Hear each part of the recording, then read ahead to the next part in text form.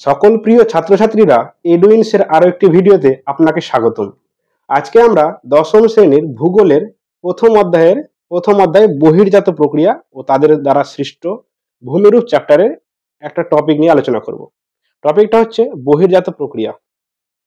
বহির্জাত প্রক্রিয়ার ইংরেজি কি? Exogenetic process. আচ্ছা, বহির্জাত প্রক্রিয়া কি বলছে? ভূবহিস্থ। আচ্ছা, বহির্জাত প্রক্রিয়ার নাম শুনে তোমরা বুঝতে পারছো, বাইরের দ্বারা কোনো কার্যের ফলে কিছু সৃষ্টি হবে। বহিঃজাত, বাইরের দ্বারা কোনো কাজের ফলে সৃষ্ট। ভূবহিস্থ বা পৃথিবী পৃষ্ঠের বিভিন্ন প্রাকৃতিক শক্তির মাধ্যমে, বিভিন্ন প্রাকৃতিক শক্তি বলতে কি বোঝাচ্ছে?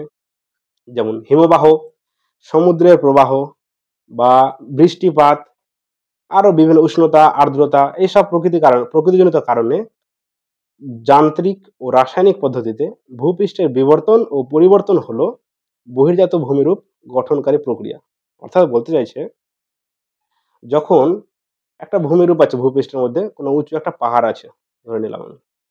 এই পাহাড়টা কি হলো, বিভিন্ন সূর্যের আলো আসে, টেম্পারেচার বাড়ছে, বা এখান থেকে যদি কোনো নদী বয়ে আসে, নদী বয়ে আসার ফলে কি হয়, এখান থেকে নদী কাকর ধীরে ধীরে এটা ক্ষয় পেতে পেতে পেতে এগুলোতে জমা সৃষ্টি হয়। এই ফলে সৃষ্টি হওয়ার ফলে কি, এর আকারটা পুরো অনেকটা উঁচু থেকে নিচু হয়ে যায়। তো এই যে প্রক্রিয়ার মাধ্যমে হচ্ছে, যে যান্ত্রিক এবং রাসায়নিক পদ্ধতিতে হচ্ছে, একেই বলা হচ্ছে বহির্জাত প্রক্রিয়া, যাকে পর্যায়ন নামেও পরিচিত, অর্থাৎ পর্যায়নও বলা হয়। আচ্ছা, এই প্রক্রিয়ার শুরু করে দিয়েছো।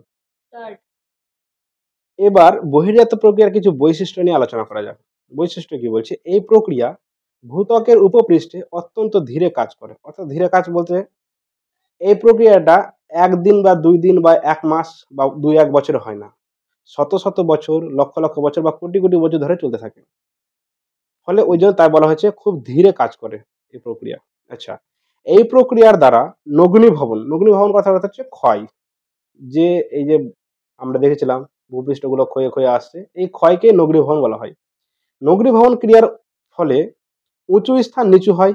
এখনই বলেছিলাম ধীরে ধীরে নুড়ি কাকর এই আসছে, উঁচু পর্বত এই আছে ভূমিরূপটা ধীরে ধীরে ঢালে পরিণত হচ্ছে, নিচু হয়ে যাচ্ছে। ওই জন্য উঁচু স্থান নিচু হয়, এবং সঞ্চয় কার্যের ফলে নিচু স্থান ভরাট হয়। অর্থাৎ কি, কোনো একটা জায়গা এখানে নিচু আছে আর এখানে উঁচু আছে, এই জায়গাটা এখান থেকে ধীরে ধীরে পাহাড় পর্বত বা নুড়ি কাকরগুলো হয়ে আস্তে আস্তে আস্তে গিয়ে হয় এই জায়গাটাতে জমা হয়। জমা হয়ে কি হয়, এই জায়গাটা সমতলে পরিণত হয়। অর্থাৎ বলছে যে কোনো কিছু কিছু জায়গা, নিচু জায়গা উঁচু হয়ে যায়, এবং উঁচু জায়গাগুলো ধীরে ধীরে ক্ষয়ে নিচু হয়। একইভাবে বলেছে ক্রিয়ায় উঁচু স্থান নিচু হয়, এবং সঞ্চয় কার্যের ফলে, সঞ্চয় কার্য মানে কি, এই যে নুড়িগুলো আছে এখানে ধীরে ধীরে জমা হয়ে ভরাট হয়ে সমতলে পরিণত হয়। সঞ্চয় কার্যের ফলে নিচু স্থান ভরাট হয়ে ভূমি সমতলে পরিণত হয়, যেটা এখনই বললাম। আচ্ছা, এই প্রক্রিয়ায় ক্ষয় ও সঞ্চয় কার্যে বিভিন্ন অনুভূমি রূপ গড়ে ওঠে। আমি এখনই বললাম, কিছু হয় যে সমুদ্রের নিচে তলদেশে জমা হয়, মানে ভূমিরূপগুলা বিভিন্ন ধরনের হয়। যেমন মালভূমি গঠিত হয়ে গেল, বা কোনো নদী নালা পুকুর সৃষ্টি হয়ে গেল, এই বিভিন্ন ধরনের ভূমিরূপগুলা গঠিত হয়। এবার আসা যাক বহির্জাত প্রক্রিয়া কিভাবে কাজ করে। আগে বলেছিলাম পর্যায়ন প্রক্রিয়ার মাধ্যমে বহির্জাত প্রক্রিয়া কার্যকর হয়।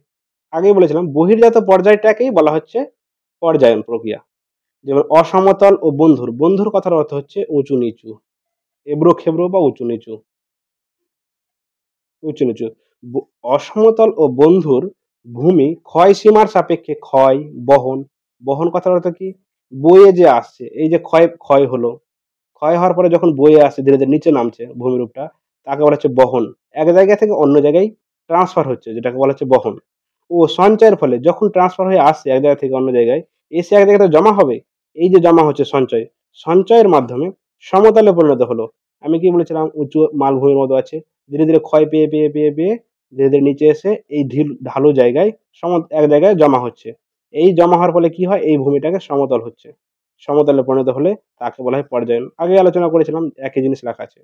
আচ্ছা, পর্যায়নের দুটো প্রক্রিয়া আছে, দুটো সুনির্দিষ্ট প্রক্রিয়া আছে। একটা হচ্ছে অবরোহণ, আর দ্বিতীয় হচ্ছে আরোহণ।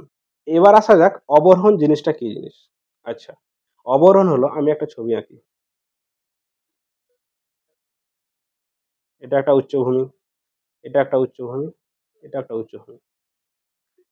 এগুলো হচ্ছে নিচু জায়গা, এটা নিচু জায়গা, এটা উঁচু জায়গা, উচ্চভূমি। আচ্ছা, উচ্চভূমি যখন কি হয়, ক্ষয় পেয়ে পেয়ে পেয়ে এই জায়গাগুলোর যত ম্যাটেরিয়াল গুলো আছে, পদার্থগুলো আছে, এখানে এসে জমা হয়। জমা হলে কি হবে, এই জায়গাটা ক্ষয় হবে, নিচু হয়ে যাবে এবং এই জায়গায় ভরাট হচ্ছে। তো কি বলছে, যে প্রক্রিয়ায় ক্ষয় কার্যের মাধ্যমে ক্ষয় হচ্ছে, ক্ষয় কার্যের মাধ্যমে উঁচু ভূমির উচ্চতা, এখানে উঁচু ছিল, এটা উঁচু ভূমির উচ্চতাটা কি হলো, ধীরে ধীরে হ্রাস পায়, হ্রাস পেয়ে নিচু ভূমিতে পরিণত হয়, অর্থাৎ এই জায়গাটায়, এই নিচু জায়গায় জমা হচ্ছে। এই প্রক্রিয়াটাকে বলা হচ্ছে অবরোহণ। তেমনিভাবে আরোহণটা হচ্ছে এর উল্টো। যে প্রক্রিয়ায় সঞ্চয় কার্যের মাধ্যমে নিচু স্থান ভরাট হয়ে ভূমির উচ্চতা বৃদ্ধি পায়, সেই প্রক্রিয়াকে বলা হয় আরোহণ। দেখাচ্ছি কি বলছে। আমি ধরে নিলাম এটা একটা ভূমিরূপ আছে, এটা নিচু আছে জায়গাটা, ঠিক আছে, এবং এদিকে একটা উচ্চভূমি আছে, ঠিক আছে। এবার ক্ষয়কার্যের ফলে এখানে ধরে নাও অনেক পাথর আছে, নুড়ি কাকর হ্যান ত্যান, নদীর ক্ষয়কার্য বা হিমবাহের দ্বারা এই নুড়ি কাকরগুলো শত শত বা লক্ষ লক্ষ বছর ধরে ধীরে ধীরে নিচে নামতে নামতে নামতে ক্ষয় পেতে পেতে এক জায়গা থেকে এই জায়গায় এসে এই নিচু জায়গাটায় ভরাট হচ্ছে। এই যে ভরাট হলো, এখানে এসে সঞ্চয় হলো, মানে ভরাট হয়ে গেল, যেটা সঞ্চয় কার্যের ফলে নিচু স্থান যে ভরাট হলো, ভরাট হয়ে যে সমতল ভূমির সৃষ্টি করছে, এই জায়গাটা নিচু ছিল, এখানকার যদি নুড়ি কাকর পাথর এখানে এসে জমা হয়, তাহলে নিশ্চয়ই এটা ভরে যাবে। এই যে ভরে গেল, এই প্রক্রিয়াটাকে, যে প্রক্রিয়ায় এখান থেকে নুড়ি কাকর পাথরগুলো এসে ভরাট হলো, এই প্রক্রিয়াটাকে বলা হচ্ছে আরোহণ। এই ছিল আজকে আমাদের আলোচনা। পরবর্তী ভিডিওতে আরো অন্য টপিক নিয়ে আলোচনা করব। যদি তোমাদের ভিডিওটা ভালো লেগে থাকে অবশ্যই জানাবেন, এবং যদি কোনো